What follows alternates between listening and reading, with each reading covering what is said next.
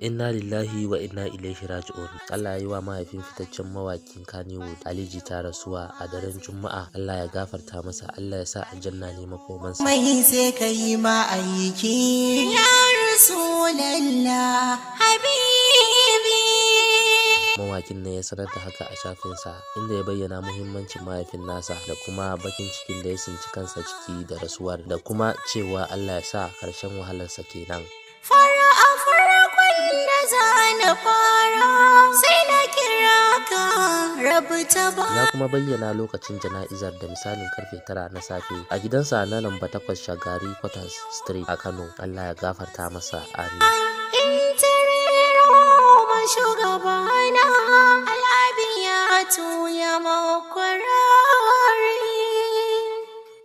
banda ku